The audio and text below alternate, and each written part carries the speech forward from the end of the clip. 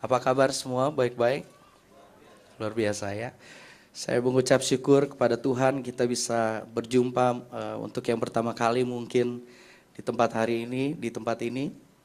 Terima kasih sebelumnya buat para pemimpin, gembala sidang yang memberi kepercayaan kepada saya untuk melayani pagi ini bersama istri. Perkenalkan, nama saya Franklin Awui. Saya melayani di daerah Pamulang. Saya melayani bergerak di yayasan, satu yayasan yang hari ini fokus kepada children trafficking atau perdagangan anak di Indonesia. Dan saya udah menikah, jadi nggak boleh diganggu ya. Saya datang bersama istri saya di depan, boleh berdiri sayang. Nah ini istri saya Arlen namanya. Dan saya udah melahirkan, bukan saya yang ngelahirin, istri saya udah melahirkan anak satu ya. Kami udah punya anak satu dan kami mengucap syukur, kami percaya semua sampai hari ini itu karena kasih karunia Tuhan. Dan saudara siap dengar firman? Amin. Boleh lihat kiri kanan dulu, kasih senyum yang romantis sedikit, bilang saya siap dengar firman Tuhan, bilang. Mari kita buka 1 Yohanes pasal 3. 1 Yohanes pasal 3, saya beri judul sharing saya pagi hari ini, It's All About Love. Atau semuanya tentang kasih. 1 Yohanes 3 ayat 16 sampai 18. Mari kita baca sama-sama 1 Yohanes 3 ayat 16 sampai 18. Sudah ketemu? 1 Yohanes 3 ayat 16 sampai 18. Mari kita baca sama-sama firman Tuhan. 1, 2, 3. Demikianlah kita ketahui kasih Kristus, yaitu bahwa Ia telah menyerahkan nyawanya untuk kita.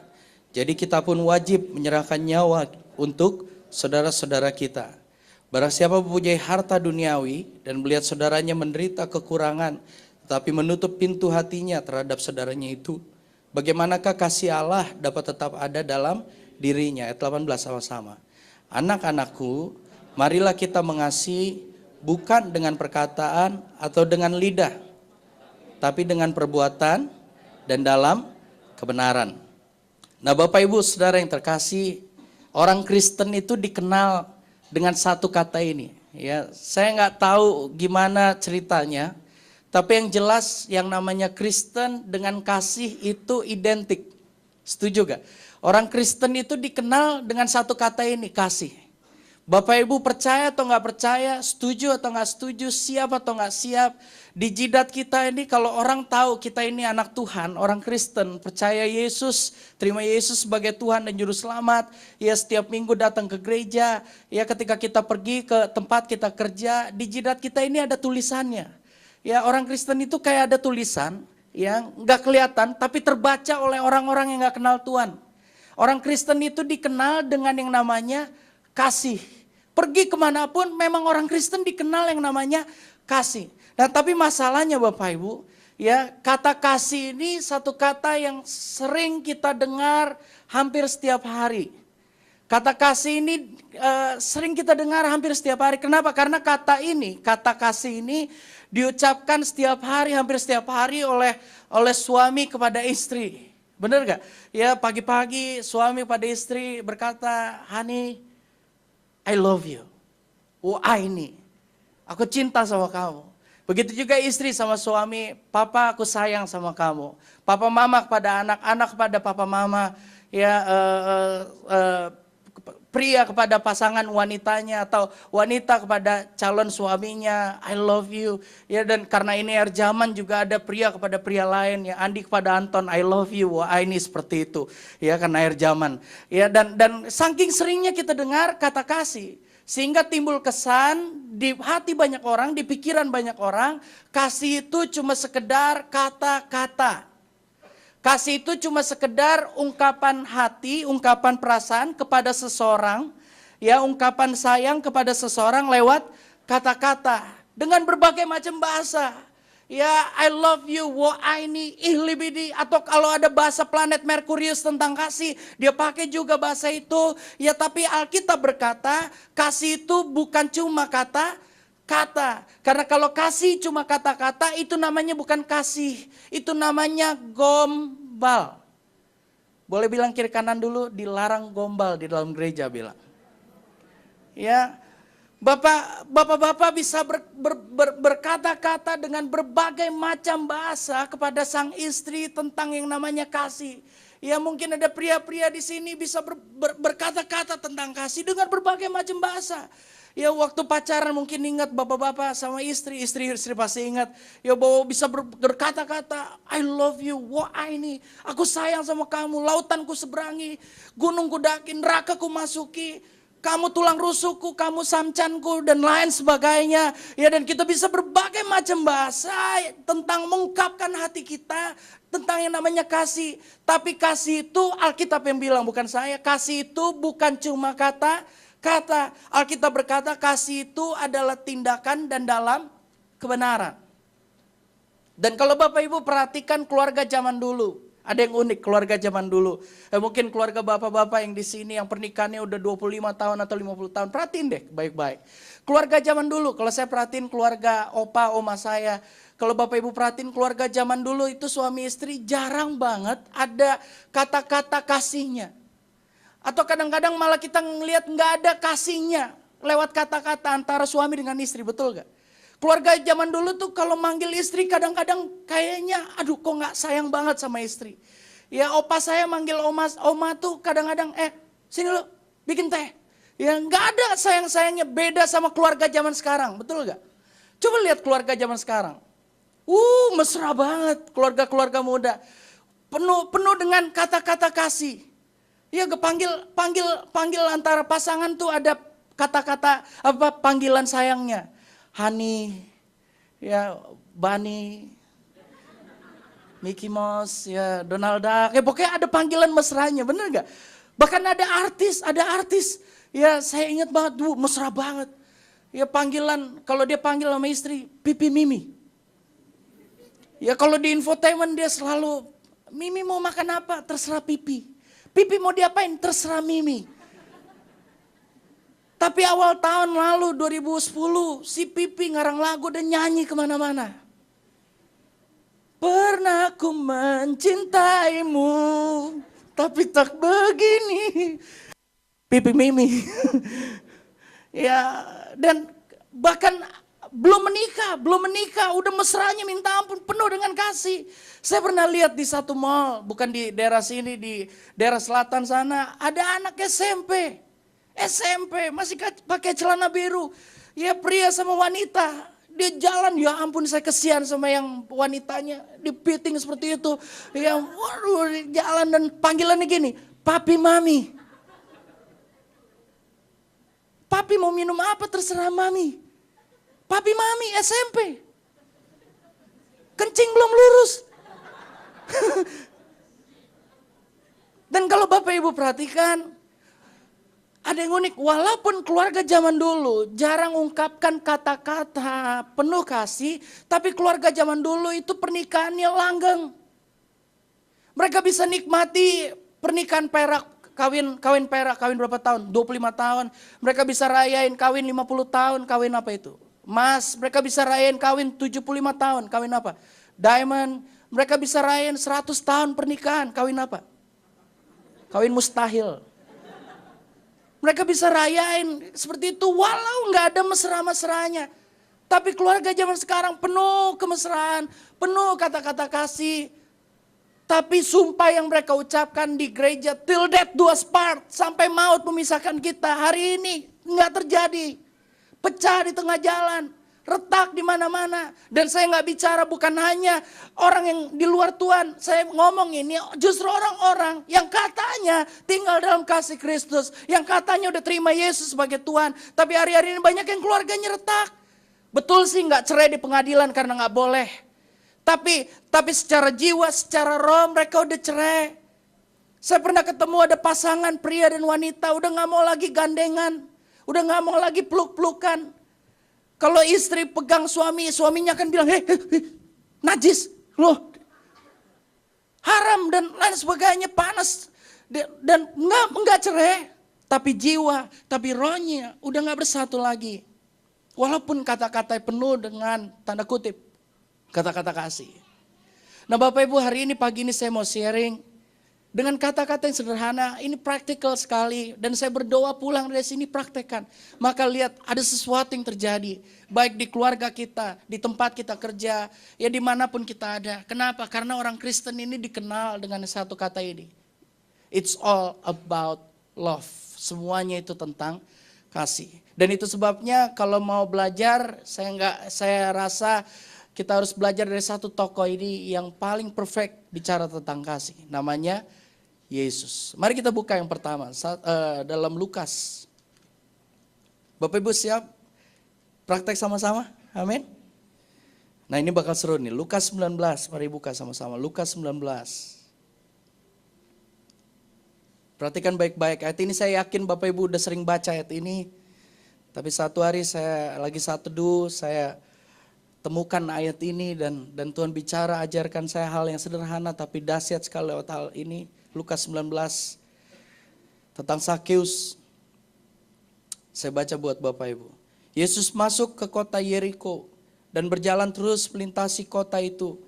Di situ ada seorang bernama Sakeus, kepala pemungut cukai. Perhatikan, kepala pemungut cukai. Bukan cuma pemungut cukai, dia kepalanya pemungut cukai. Dan ia seorang yang kaya. Ia berusaha untuk melihat orang apakah Yesus itu, tapi ia tidak berhasil karena orang banyak sebab badannya pendek. Maka berlarilah ia mendahului orang banyak, lalu memanjat pohon ara untuk melihat Yesus yang akan lewat situ. Ketika Yesus sampai sama-sama ayat 5, 1, 2, 3. Ketika Yesus sampai ke tempat itu, ia melihat ke atas dan berkata, Sakeus, segeralah turun, sebab hari ini aku harus menumpang di rumahmu. Tindakan kasih yang pertama yang harus kita pelajari dari Yesus. Ya, Bapak Ibu bisa ngomong berbagai macam bahasa tentang kasih. Ya, Bapak Ibu bisa ngomong kasih dengan bahasa Mandarin, bahasa Jerman, bahasa Prancis, atau bahasa planet Pluto sekalipun. Tapi jangan ngomong tentang kasih kalau kita nggak praktek yang pertama tentang kebenaran kasih. Karena tindakan kasih yang pertama yang Yesus ajarin, kasih itu sama dengan memberi waktu. Katakan sama saya, memberi waktu. Nah Bapak Ibu perhatiin baik-baik ayat ini. Satu kali Yesus masuk ke kota Yeriko. Tapi uniknya dia nggak berhenti ketika sampai kota itu. Kalau Bapak Ibu baca ayat ini, dia waktu sampai di kota itu, dia jalan terus. Dia nggak berhenti, dia jalan terus masuk. Dan dia baru berhenti ketika ketemu satu orang bernama Sakeus. Dan Sakeus ini bukan pendeta, Sakeus ini bukan imam, Sakeus ini bukan orang baik. Sakeus ini adalah bosnya pemungut cukai. Nah by the way Bapak Ibu, yang namanya pemungut cukai aja itu adalah salah satu profesi yang paling dibenci oleh banyak orang pada saat itu. Pemungut cukai. Ya, tahukah Bapak Ibu, pemungut cukai itu satu profesi yang disumpahin banyak orang pada saat itu. Kira-kira hari ini pemungut cukai itu sama kira-kira kalau saya ngomong debt collector. Ada di sini yang senang sama debt collector?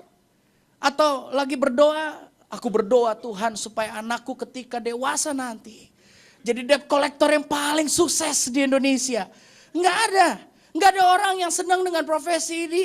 Enggak ada orang yang senang dengan yang namanya pemungut cukai. Yang namanya pemungut cukai itu disebelin satu kampung, satu kota.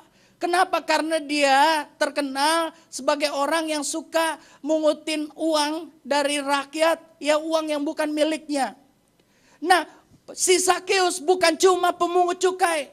Sakeus ini adalah bosnya pemungut cukai. Bisa bayangin betapa terkutuknya dia sama satu kampung. Ya, dan dia dibenci banyak orang. Tahu dari mana dia nggak disenengin? Dan Bapak Ibu kalau baca di situ waktu dia berusaha melihat Yesus masuk kota itu, yang nggak ada satupun orang di kampung itu yang bilang gini sama Sakeus, kesian ada orang pendek. Sini Pak, saya bantu, saya gendong. Nggak ada. Sehingga dia harus manjat pohon untuk melihat Yesus, betul ya? Dan apa yang terjadi ketika Yesus lewat pohon tempat dia manjat? Apa kata Yesus? Perhatikan baik-baik. Yesus bilang begini, Sakeus turun sebab hari ini, perhatikan, hari ini aku harus menumpang di rumahmu. Atau waktu saya saat teduh, seakan-akan ayat itu Yesus bicara begini, Sakeus turun sebab scheduleku hari ini spesial buat kamu. Sakeus turun. Sebab jadwal saya yang full book 3,5 tahun. Hari ini aku set nih. Hari ini spesial buat kamu. Bosnya pemungut cukai. Orang paling berdosa. Yang disumpahin satu kampung. Hari ini spesial buat kamu. Tuhan Yesus sibuk gak, saudara? Jawab dong. Sibuk gak kira-kira? Sibuk. Bayangin dia punya visi selamatin satu isi dunia ini. Orang-orang berdosa, satu bumi diselamatkan. Dan dia cuma punya waktu 3,5 tahun.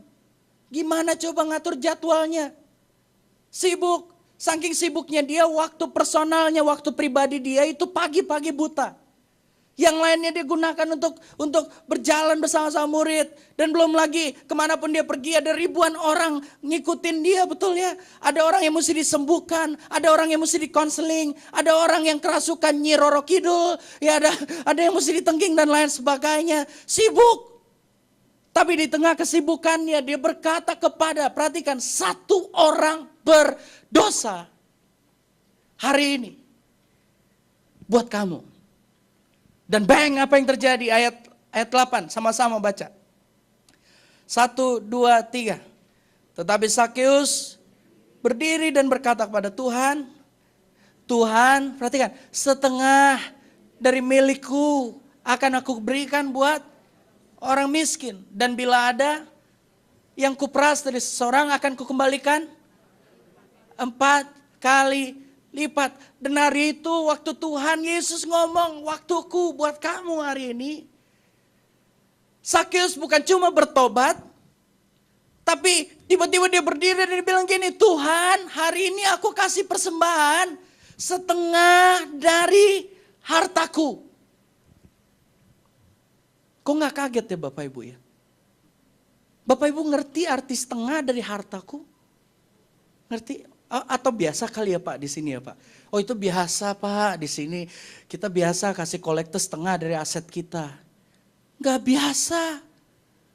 Bapak Ibu coba bayangkan. Oke, sekarang bayangkan kira-kira berapa harta seseorang yang kita sebut orang ini kaya. Berapa kira-kira hartanya, asetnya hari ini, kurs hari ini. Gayus kira-kira kaya gak? 25M kaya gak? Belum ya. Saya lihat dari wajah Bapak Ibu Mangga 2 kayaknya, belum, kecil itu. Terus saya cuma batuk, 25M. Berapa kira-kira yang kaya? 100M kaya? Oke lah 100M ya. Taruhlah ada orang punya aset 100 miliar. Tiba-tiba di gereja dia bilang begini, Tuhan, setengah dari 100M ku artinya berapa? 50 miliar. Aku beri buat orang miskin. Tuhan, setengah asetku di WTC, setengah asetku di Singapura, setengah asetku di Hong Kong, setengah asetku di Kelapa Gading, setengah dari hartaku. Nggak main-main loh, setengah dari hartaku ku beri buat orang miskin. Dan kalau saya orang miskin dan ada di situ, amsyong langsung. Kaget, syok berat. Tiba-tiba ada orang kaya ngomong begitu. Pertanyaannya kan gini kan. Ini orang kesambet apa? Ini orang kok bisa tiba-tiba bisa seperti itu? Apakah Yesus menghipnotis dia hari itu ditenung kayak hari ini? Dan dia langsung ke ATM dan dia kuras semua hartanya. Dan dia beri kepada gereja, dia beri kepada pelayanan, dia beri kepada orang miskin? No. Yesus nggak hipnotis. Dan perhatikan baik-baik ayat ini, nggak ada khotbah. Bapak Ibu baca deh baik-baik pasal ini. Apakah Yesus khotbah di sini? Yesus belum khotbah. Belum ada, Sakeus belum sempat ikut HMC. Betul nggak? Sakeus belum sempat ada maju altar call, lalu ditopang tangan, ditengking setan pelit, ya roh kikir dan lain sebagainya. Nggak ada. Belum ada konseling di situ. Nggak ada pengajaran tentang kitab Maleaki di situ. Nothing. Nggak ada khotbah, nggak ada tengking menengking, nggak ada topang tangan, nggak ada altar call. Yang Yesus lakukan cuma dia beri waktunya buat orang berdosa.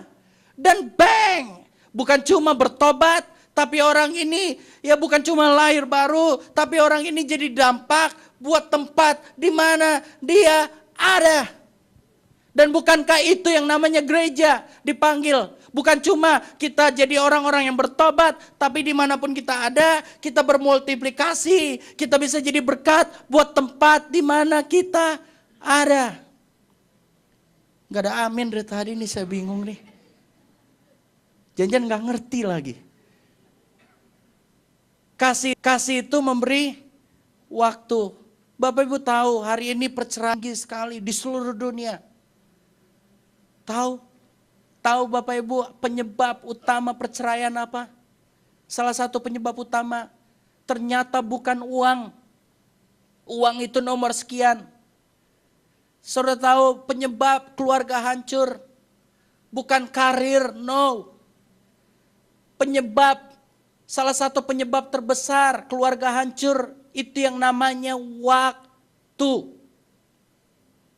Saya kenal ada satu orang bapak, bukan lagi kaya. Kenapa? Karena dia kalau ngambil ATM gak pernah cek saldo.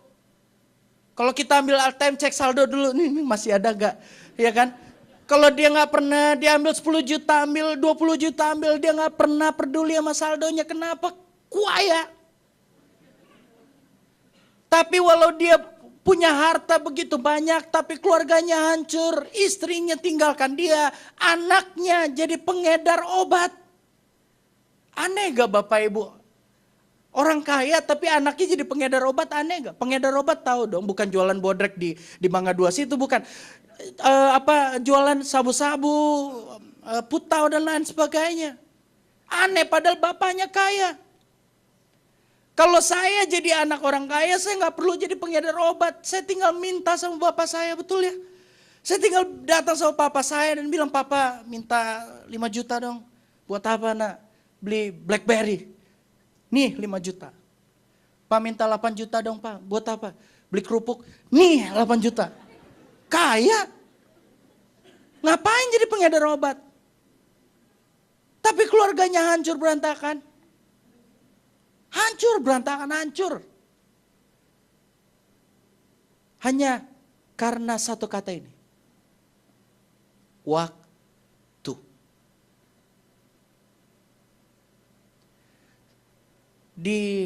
Saya sering melayani retreat atau camp khusus pria. Di salah satu session itu ada salah satu session yang saya sangat diberkati sekali dulu. Ya, session itu bicara tentang fungsi pria sebagai imam di rumahnya. Nah, biasanya di session ini pesertanya pengen cepet-cepet pulang. Udah gak betah deh. Dia pengen cepet-cepet pulang, bukan karena kesel sama pembicaranya, bukan. Bukan karena dia gak senang sama retretnya, bukan. Dia pengen cepet-cepet pulang karena dia pengen cepet-cepet ketemu istri dan anaknya. Cepet-cepet ingin praktek fungsi sebagai imam. Nah, biasanya di session ini, wah pria-pria nangis, istriku Tuhan, jamah istriku Tuhan, lawat dia Tuhan, ya aku tahu dia bawel Tuhan, tapi aku sayang sama dia Tuhan, pengen cepet-cepet pulang. Lalu sampai di rumah, radikal kan, udah dirubah nih pria. Pulang istrinya bilang gini, "Papa, anterin aku yuk ke Carrefour." Sudah tahu pria ini ngomong apa? Kebanyakan pria ngomong gini, "Sebentar mas, sebentar. Papa cek schedule dulu. Hari Minggu Papa ada kebaktian 1, 2, 3, 4, 5, 6, 7, 8, 9, 10, 11, 12. Hari Senin Papa ada pertemuan pengerja sedunia. Hari Selasa ada kebaktian kaum wanita sedunia. Hari Rabu kebaktian kaum pria sedunia. Hari Kamisnya kebaktian waria sedunia. Hari Jumat ada doa malam dari jam 5 sore sampai jam 5 pagi. Hari Sabtu ada kebaktian youth. Hari Minggu ada 12 kebaktian lagi. Sorry Papa nggak punya waktu. Papa sibuk. Papa sedang melayani Tuhan. Papa sedang sibuk mengejar kingdom of God." Wow. Keren sih. Lalu dia bilang gini, "Tapi Papa akan antar Mama. Papa akan antar Mama. Papa janji Papa akan antar Mama. Nanti. Bulan April. Tahun 2014. No, Simple Bapak Ibu. Kasih itu bicara memberi waktu. Dan ini tindakan dengan sengaja. Bapak Ibu gak bisa bilang gini sama Tuhan, Tuhan beri aku pengurapan. Untuk aku bisa membagi waktuku buat istriku. No. Itu adalah tindakan sengaja yang harus kita lakukan. Tindakan iman, tindakan dengan sengaja yang harus kita butuhkan. Ya, kita butuh kasih karunia. Kasih karunia Tuhan sudah beri. Tapi selanjutnya adalah, maukah kita bertindak, memberi waktu buat orang-orang yang kita kasih atau kita layani. Bilang kiri kanannya, memberi waktu. Yang kedua, ini dari tadi saya nggak denger amin nih, saya curiga nih. Ya.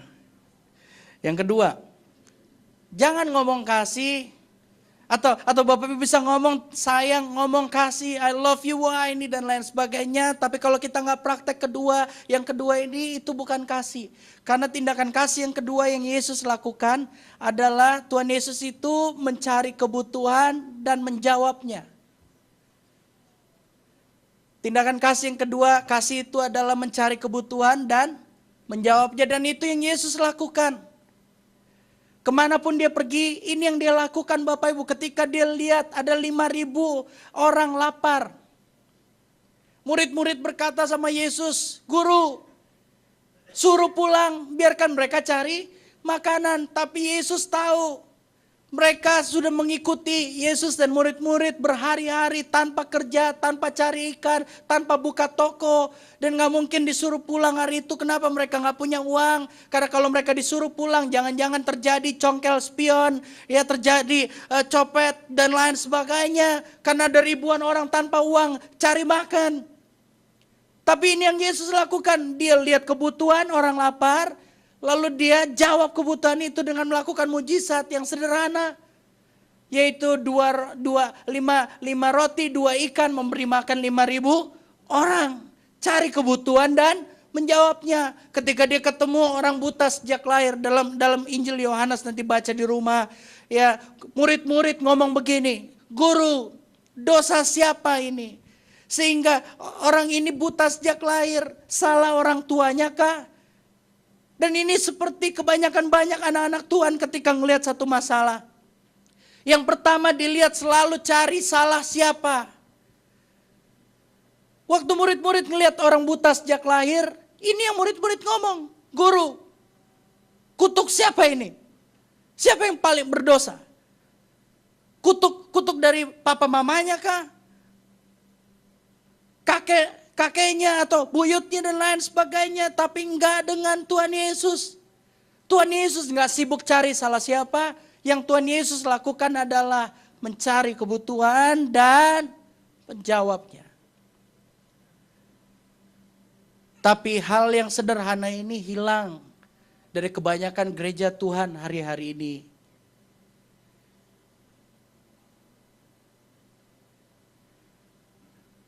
Pria-pria, lihat ke depan deh, bapak-bapak lihat ke depan. Yang wanita tundukkan kepala.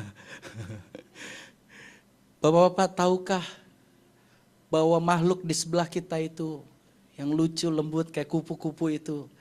Ya kadang-kadang kayak singa sih, tapi ya dia diciptakan sebagai kupu-kupu. Tahukah makhluk yang lucu itu punya satu kebutuhan yang unik? Wanita itu diciptakan ya dengan kebutuhan, salah satu kebutuhan terbesarnya, dia itu harus bicara sehari itu 15.000 sampai 20.000 kata. Dan itu kebutuhan, bukan kerasukan, bukan kebutuhan.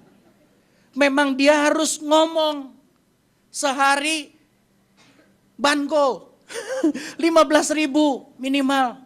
Nah ini yang normal nih. Yang normal. Ada yang gak normal.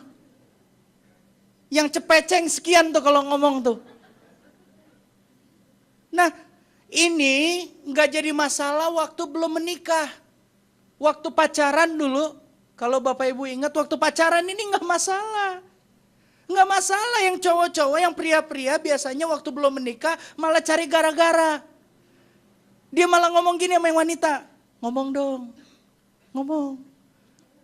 Aku kangen dengar suara kamu ngomong dong. Ayo deh Ban Gono, Ban Siban, ayo deh ngomong deh. Pokoknya aku pengen dengar suara kamu. Dan itu yang salah satu penipuan publik yang dibuat pria. Ketipu semua tuh yang wanita. Wanita langsung bilang gini, ini pengertian, pengertian banget. Dia dengerin saya, keleper-keleper. Dilawat Tuhan langsung tuh wanita. Langsung bilang, Tuhan tuh bicara loh. Dia suami saya, udah pasti. Saya samcan dia deh, udah pasti deh. Karena dia dengerin saya. Oh iya, Bu, waktu belum menikah, ini gak masalah. Ini saya lagi curhat nih. Gak masalah. Tapi masalah terjadi waktu menikah. Gak ada amin ya. Pria pergi ke kantor jam berapa? Masuk kantor jam 9. Kalau rumahnya di daerah saya itu berarti berangkatnya mesti sekitar 5:30 pagi. Lalu Bapak Ibu bayangkan pergi dari kantor jam 6, pergi ke kantor jam 6. Ya sang istri ya mengantar suaminya pergi ke kantor. Lalu di kantor dari jam 9 sampai jam 5 sore, sampai di rumah jam 8. Bayangin berapa jam itu. Sedangkan sang wanita di rumah sendirian harus menahan nafsu dagingnya untuk berbicara 15.000 kata.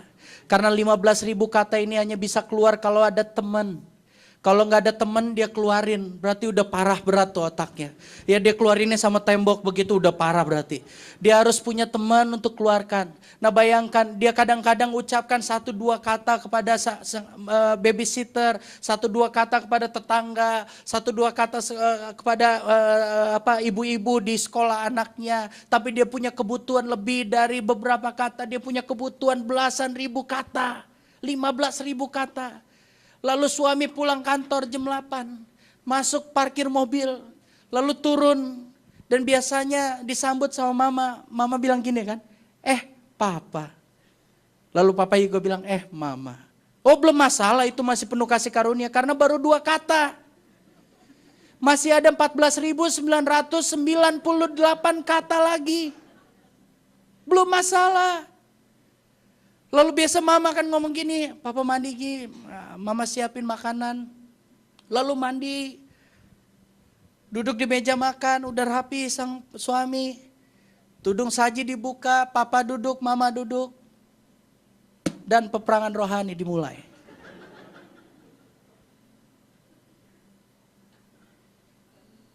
Bapak-bapak, sang istri itu kadang-kadang suka nanya pertanyaan-pertanyaan yang gak perlu dijawab. Ada amin bapak-bapak. Dia akan nanya gini, papa dari kantor ya? Suami bilang, iya dari kantor. Belum selesai dia akan nanya lagi. Tadi di kantor ada telepon gak pak? Sambil ngunyah nasi kan papanya terbingung-bingung tuh. Istriku. Kamu memang cakep.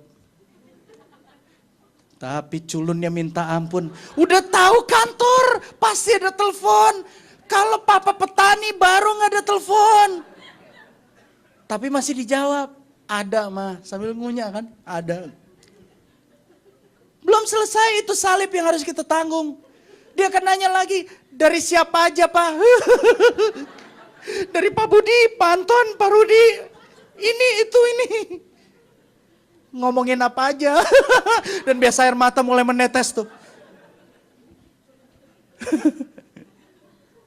Oh ketawanya. Yang wanita saya lihat ada pelepasan di sini. Yang wanita berkata akhirnya ada yang menyampaikan pewahyuan ini. Itu kebutuhan. Itu kebutuhan. Sang pria mau rajin berdoanya kayak apa? Mau lagi kayak gitu, diam kamu dalam nama Yesus, diam. Gak bakal diam. Malah tambah, wah parah deh. Tapi Bapak Ibu bisa bayangkan kalau kita di luar Kristus dan gak mempraktekkan kebenaran kasih.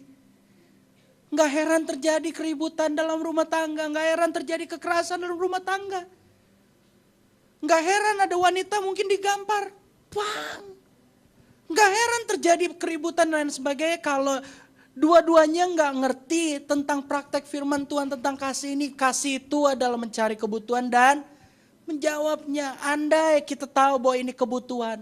Dan kalau kita bilang kita sayang sama istri kita, maka dengan sengaja, ya betul menderita, ya, tapi dengan sengaja karena kasih itu yang namanya kasih.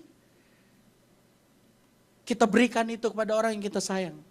Karena yang dia butuhkan itu adalah didengar. Saya ngomong gini bukan berarti sempurna, no. Tanya istri saya nanti pulang, cegat aja dia. Ya apa dia udah pendengar yang baik? Belum, tentu belum. Tapi praktekkan ini bahwa itu kebutuhan. Nah itu dari sisi wanita. Ibu-ibu sekarang pria-pria tundukkan kepala, ibu-ibu lihat ke depan. Pria juga punya kebutuhan. Memang dari sananya waktu diciptakan ini kebutuhannya. Salah satu kebutuhan pria itu adalah dia itu butuh ngelihat yang indah-indah. Kenapa tahu gak? Karena waktu bumi diciptakan, kalau nanti baca dari kitab Kejadian. Waktu bumi diciptakan Hawa belum ada, Tuhan ngomong gini sama Adam, ya segala sesuatunya baik, indah. Waktu itu Adam cuma ngeliat tuh yang indah-indah. Bener deh, lihat aja di Alkitab. Nah bayangkan waktu pagi bangun, waktu suami mau pergi kerja, istri bangun masih pakai konde 7 susun, pakai daster robek-robek, belum sikat gigi, masih ada cairan-cairan aneh di wajahnya. Lalu ngelayanin sang suami, thanks a lot, udah dilayani. Terima kasih buat wife, buat istri udah ngelayani kami. Lalu pergi kerja, dah apa-apa dah. Lalu pulang kantor, kondenya masih 7 susun. Dastering tadi pagi masih dipakai. Dan belum sikat gigi. Dan bayangkan belum sikat gigi dan harus keluarkan 15.000 kata. Amsyong tuh suami.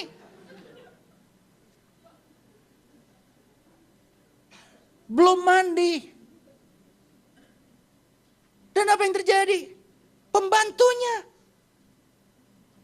mirip Luna Maya. Jadi gak heran sang istri lagi asik keluarkan 15.000 kata, suaminya ngeliatnya ke Luna Maya. Dan lalu kita dengan gampang, pasti itu iblis tuh. Salah iblis, setan. Oh iya, dengan gampang kita salahkan setan. Tapi mohon maaf Bapak Ibu, setan itu salah satu pekerjaannya, salah satu cara dia bekerja adalah ketika kita memberi celah. Tahukah Bapak Ibu, itu adalah salah satu celahnya. Adalah ketika seorang anak Tuhan tidak mempraktekkan kebenaran. Celah itu. Bilang kiri kanannya, cari kebutuhan dan menjawabnya. Di gereja Bapak Ibu ada jemaat ke gereja. Itu jalan kaki, cinta Tuhan, every week ke gereja. Tapi jalan kaki ke gerejanya. Nah gak masalah jalan kakinya, masalahnya jarak rumahnya itu loh yang bikin kami kaget.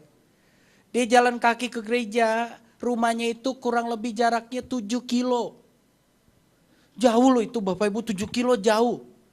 Kalau gak percaya nanti pulang coba aja jalan kaki dari sini, kira-kira ke Gajah Mada kali. Coba deh, nanti minggu depan ke gereja jalan kaki dari Gajah Mada ke sini. Sampai sini itu aneh tuh mukanya pasti. Nah dia ini jalan kaki setiap minggu rajin banget. Nah kita pikir hobi. Kita pikir karena lagi tren di Jakarta, go green, car free day. Makanya dia jalan kaki, ternyata dia jalan kaki bukan karena hobi. Dia jalan kaki karena gak punya uang untuk transport. Dia jalan kaki karena uangnya pas-pasan buat dia hidup. Tapi dia rindu ke rumah Tuhan, ke gereja. Jadi dia jalan ke gereja. Nah, apa yang anak Tuhan lakukan ketika ngelihat saudaranya seperti ini? Apa yang anak Tuhan kebanyakan lakukan? Ini yang kita lakukan. Biasanya kita datangin ini orang dengan tampang bingung kan. Lalu kita tepok-tepok, Pak, Bapak jalan kaki ya? Iya. Ke gereja setiap minggu? Iya. 7 kilo Pak? Iya. Luar biasa Bapak. Bapak luar biasa sekali. Tetap kuat Pak. Be strong. Biarlah rohmu menyala-nyala dan layanilah Tuhan. Tetap jalan kaki Pak. Tuhan akan balas berkali-kali lipat. Tetap jalan kaki Pak. God bless you. No, bukan itu yang namanya kasih. Apa yang harusnya kita lakukan ketika ngelihat orang kayak gini? Harusnya kita samperin dia. Bapak jalan kaki ke gereja, iya. Luar biasa Bapak. 7 kilo Pak, iya. Kalau gitu Pak, minggu depan saya akan temenin Bapak jalan kaki. Oh, itu bukan menjawab kebutuhan.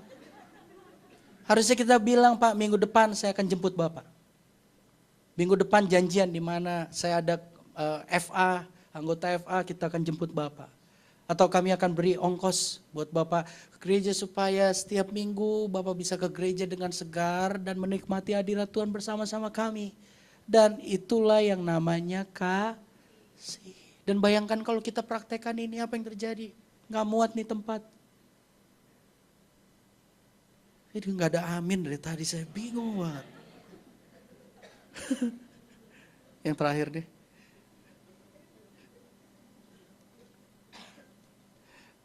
Satu Yohanes, mari kita balik yang tadi. 1 Yohanes 3 ayat 16. Demikianlah kita ketahui kasih Kristus. Ayat 16 yang tadi. 1 Yohanes 3 ayat 16. Demikianlah kita ketahui kasih Kristus, bahwa ia telah menyerahkan nyawanya untuk kita. Jadi kalau ada orang nanya sama kita, tahu dari mana kamu bahwa Yesus mengasihi kamu? Tahu dari mana kamu bahwa Yesus sayang padamu? Bapak Ibu jangan jawab gini, oh karena kemarin saya datang ke KKR, lalu saya maju ke depan, lalu saya didoain oleh hamba Tuhan, lalu saya rebah, lalu guling-gulingan, rambut berdiri, mulut berbusa. Ya, dan saya tahu karena Yesus sayang sama saya. Orang bingung Bapak Ibu. Dia akan pikir kok kayak gitu Tuhan sayang, itu kan ayan. Iya kan? Bukan. Ini kalau ada orang nanya, tahu dari mana Yesus sayang padamu? Ayat ini berkata dengan simpel dan jelas. Demikianlah kita ketahui kasih Yesus pada kita. Gimana? Karena dia memberikan nyawanya buat orang seperti saya. Pecandu obat seperti saya. Tuhan beri hidupnya buat saya. That's it. Itu bukti bahwa dia sayang sama saya. Karena dia memberikan hidupnya buat orang berdosa seperti saya. Selanjutnya sahabat-sahabat. Jadi, ayat 16, 1, 2, 3. Jadi, kita pun, apa? Yang keras dikit Bapak Ibu. Wajib. Menyerahkan nyawa kita untuk papa mama kita. Betul? Jadi kita pun wajib menyerahkan nyawa kita untuk anak kita. Enggak. Ayat itu enggak masalah kalau ayat itu bilang wajib menyerahkan nyawa buat orang yang kita sayang. Wajib menyerahkan nyawa buat papa kita. Wajib menyerahkan nyawa buat anak kita. Ayat itu enggak jadi masalah. Kenapa? Karena semua orang lakukan itu. Semua orang akan serahkan nyawa buat orang yang dia sayang. Semua orang akan serahkan nyawa buat anaknya. Semua orang akan serahkan nyawa buat orang yang sayang sama dia. Betul gak? Setuju gak? Tanpa Kristus sekalipun orang lakukan itu. Betul Bapak Ibu, tanpa penuh Roh Kudus orang lakukan itu. Dia akan serahkan nyawa buat orang yang sayang sama dia. Enggak perlu Kristus untuk praktekkan ayat itu. Tapi kenapa kita butuh Kristus? Kenapa kita perlu Roh Kudus? Kenapa kita perlu kasih karunia-Nya? Kenapa kita perlu terlebih dulu dijamah oleh kasih Kristus? Karena ayat itu bilang, maka kita pun wajib menyerahkan nyawa buat saudara-saudara kita. Siapa saudara-saudara kita? Coba lihat kiri kanan. Nah yang kayak begitu tuh, kita disuruh serahin nyawa. Ada yang disindel mati, no way.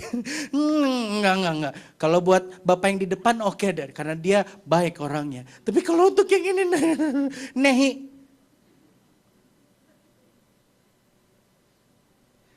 Jangankan serahkan nyawa Bapak Ibu. Jangankan serahkan nyawa. Hari-hari ini apa yang terjadi? Ada orang-orang yang gak mau lagi berdoa, gak mau lagi ikut Tuhan, gak mau lagi ke gereja. Lalu ditanya, kenapa gak mau ikut Tuhan lagi Bu? Kenapa gak mau ke gereja lagi? Kenapa gak mau ikut FA lagi? Dia jawab gini, sambil biasa tuh. Kenapa Bu? Sakit hati. Sama siapa? Sama pengerja. Sama gembala, sakit hati saya. Emang ibu diapain? Saya diomongin yang enggak. Nah yang saya bingung gini, udah tahu enggak. Iya kan? Udah tahu enggak, kenapa didengar? Aneh kan? Saya sakit hati sama siapa? Sama pengerja. Dan yang bikin aneh lagi gini, 100%. Dengar baik-baik, 100% orang itu dilukai oleh orang. Pasti orang yang ngelukain dia. Ya gak mungkin monyet ngelukain dia, gak mungkin. Pasti orang. Tapi anehnya gini, yang ngelukain dia orang, tapi yang selalu jadi korban, Tuhan. Ibu dilukai siapa? Pemimpin, gembala, pengerja. Tapi anehnya gini, itu sebabnya saya gak mau berdoa lagi. Itu sebabnya saya gak mau ke gereja lagi, gak mau ikut baca firman lagi. Aneh kan yang jadi korban? Tuhan. Gak pernah loh saya tanya ada ibu atau bapak, Bapak kenapa gak ke gereja lagi? Kecewa. Sakit hati, sama siapa? Sama Tuhan. Emang Bapak diapain? Diomongin yang enggak sama dia. Gak pernah saya ketemu gitu. Dan yang anehnya lagi gini, 100% orang itu dilukai sama orang yang dia kenal. Setuju gak? Orang yang bisa ngelukain Bapak Ibu, ngelukain saya, itu pasti orang yang kita kenal. Gak mungkin itu orang kita gak kenal. Gak mungkin tukang beca yang kita gak kenal lewat depan rumah dan bilang kita gendut. Lalu kita bilang sakit hati saya, sakit hati tukang beca kurang ajar. Gue gak mau makan lagi, gue gak mau minum, gue mau lari-lari ke Mangga 2 telanjang bulat. Jadi gila gitu, gak mungkin. Pasti kalau orang sampai bisa terluka, orang itu dekat dengan kita. Coba cek deh Bapak Ibu. Kalau seseorang sampai melukai kita, itu terjadi karena kita dekat. Nah bayangkan Bapak Ibu, ayat ini bilang kita disuruh serahkan nyawa. Apa itu artinya serahkan nyawa? Serahkan nyawa bukan artinya gini, pulang dari sini pakai golok di leher, aku bersedia mati buat kamu. Belah dadaku ada foto kamu di situ, enggak, bukan gitu, itu gombal namanya. Serahkan nyawa itu artinya itu membagi hidup dengan saudara kita.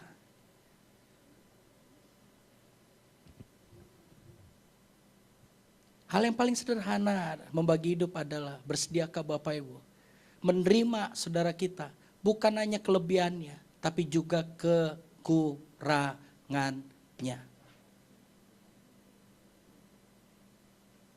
Dan banyak anak Tuhan miss yang satu ini. Yang kita cari selalu kelebihannya. Tapi kita gak pernah mau terima kekurangannya. Bayangkan kalau Tuhan Yesus kayak gitu. Tahukah Bapak Ibu, Tuhan Yesus itu sayang. Bukan hanya sama orang yang menyenangkan hatinya. Tuhan Yesus juga sayang sama orang yang melukai hatinya. Tuhan Yesus bukan hanya sayang sama Yohanes. Tuhan Yesus juga tunjukkan cintanya sama Petrus yang mengkhianati dia. Bapak Ibu ingat kisah Petrus mengkhianati dia? Ketika dengan gagah berani, ketika Tuhan Yesus bilang, aku akan disalib. Aku akan dibunuh. Lalu Petrus dengan gagah berani, enggak, selama ada aku Tuhan itu enggak akan terjadi. Lalu Tuhan Yesus bilang, sebelum ayam berkokok 3 kali kamu udah mengkhianati aku. Bayangin Tuhan Yesus sudah tahu bahwa dia akan mengkhianati dia. Lalu Petrus, nggak mungkin dan benar. Petrus mengkhianati dia berapa kali? 3 kali.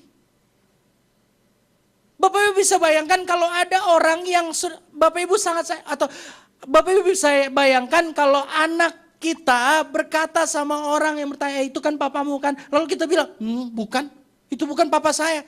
Itu sakit hati banget loh. Benar. Sakit hati banget. Saya kalau pulang ke rumah, hal yang paling saya senang, salah satunya adalah ketika istri dan anak-anak, dengan anak saya itu dengan semangat sambut saya. Waktu mobil masuk anak saya udah loncat di pagar. Papa pulang. Bahagianya minta ampun. Tapi tahu paling melukai hati saya apa? Ketika pulang ke rumah. Sampai di rumah anak dan istri lagi asik nonton sinetron. Cinta Fitri. 12. Sampai berapa tuh Cinta Fitri? Dia nonton. Lalu papanya pulang. Papa pulang. Cuek aja. Udah banting tas, teriak-teriak, papa pulang. Lalu saya nyanyi-nyanyi dan segala macam, tapi anak saya cuek aja. Ngomong gini lagi ke mamanya, ke istri saya. Mama, kayaknya ada yang ngomong. Sakit hati banget itu. Untung itu gak terjadi. Tapi bayangin Petrus lakukan itu. You know what?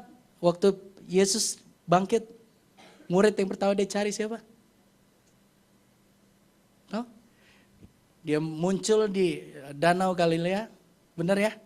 Petrus udah kembali ke hidup yang lama, bayangin, udah kembali ke hidup yang lama. Jadi nelayan lagi. Lalu Tuhan Yesus panggil, ada lauk apa enggak? Petrus masih enggak sadar tuh. Enggak ada. Petrus sambil kesel, dia bilang enggak ada karena udah seharian cari ikan enggak dapet. Lalu Tuhan Yesus bilang, lemparkan jalamu ke sebelah kanan. Masih gak inget juga dia lempar. Dan ikannya penuh. Baru dia sadar, yang kayak begini cuma guru saya, Yesus. Lalu tanpa dia mikir, dia berenang ke pinggir pantai. Dan kalau nanti Bapak Ibu baca di Alkitab, ketika sampai di pinggir pantai, yang Yesus lakukan bikin api unggun. Baca nanti di rumah ya. Bapak Ibu ingat Petrus nyangkal Tuhan Yesus di mana? Di api unggun. Bapak Ibu kalau jadi Petrus ngelihat Yesus pertama bangkit lalu bikin api unggun, kira-kira perasaan kita gimana tuh? Abis nyangkal loh. Gimana? Pasti kalau saya jadi Petrus saya nggak bisa bayangin tuh. Aduh, cilaka. Baru nyangkal 3 kali. Tapi kalau Bapak Ibu baca baik-baik ayat itu, Tuhan Yesus ketika bakar api unggun, dia nggak sambil ngomong gini, Pet, ayo, jangan cuma 3 kali kamu nyangkal, bikin 4 kali. Lo yang gue panggang di sini lo. Enggak, Tuhan Yesus nggak ngomong gitu. Pet, kamu ngomong apa waktu itu? Bilang nggak kenal, ngomong sekali lagi nggak kenal. Jadi api unggun kamu hari ini. Enggak. Tuhan Yesus malah bilang gini, Petrus, apakah engkau mengasihi aku? Petrus jawab, ya Tuhan, aku mengasihimu. 2 kali ditanya, apakah engkau mengasihiku? Ya Tuhan, aku mengasihimu. Yang ketiga, apakah engkau sungguh-sungguh mengasihi aku, Petrus? Kali ini Petrus jawab gini, Tuhan, engkau tahu hatiku. Aku mengasihimu. Lalu Tuhan Yesus bilang, gembalakan domba-dombamu. Artinya gini, kalau engkau sayang padaku, do something. Jangan cuma ngomong, tapi lakukan.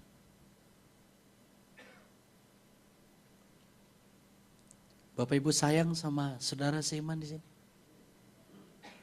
Jangan cuma nyanyi, ku kasihi kau dengan kasih Tuhan. Ketika disakiti, aku gak kenal dia. Aku gak mau masuk surga lagi kalau di surga ada orang itu.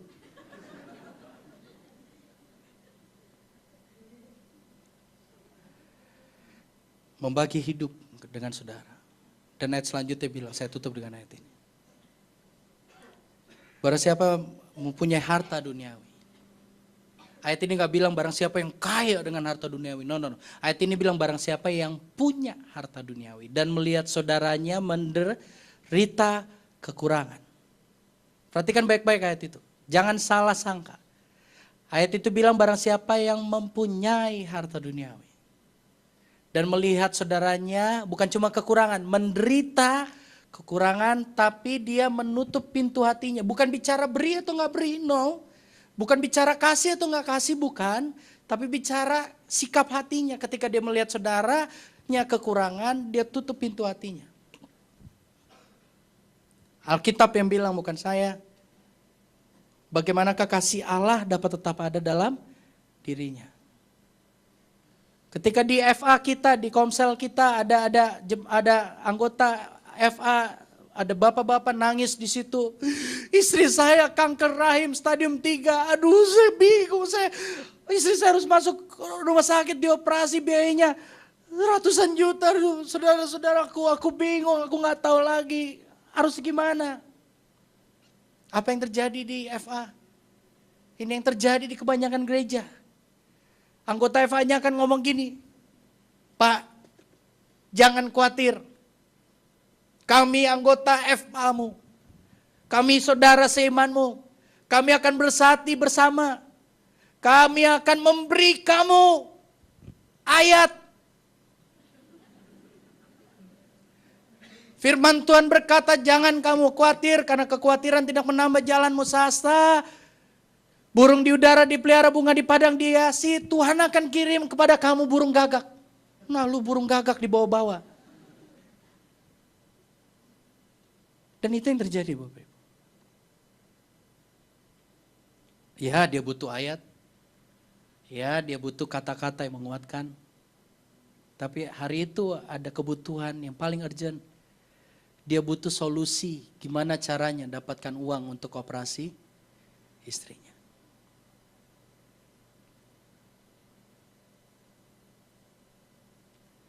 Waktu saya di India,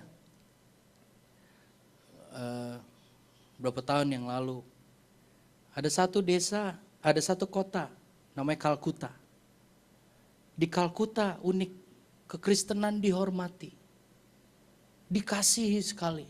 Persis seperti di Kisah Para Rasul tuh kejadiannya. Kenapa? Bukan karena ada pengkhotbah terkenal di sana. Di sana ada seorang anak Tuhan namanya Mother Teresa. Dan dia dikenal orang bukan karena khotbahnya yang spektakuler. Dia dikenal orang bukan karena keahliannya bicara. Dia dikenal orang bukan keahliannya menyembuhkan orang. Dia nggak pinter nyembuhin orang. Bahkan orang-orang yang dia layani kadang-kadang mati. Tapi dia dikenal dengan satu kata ini. Kasih.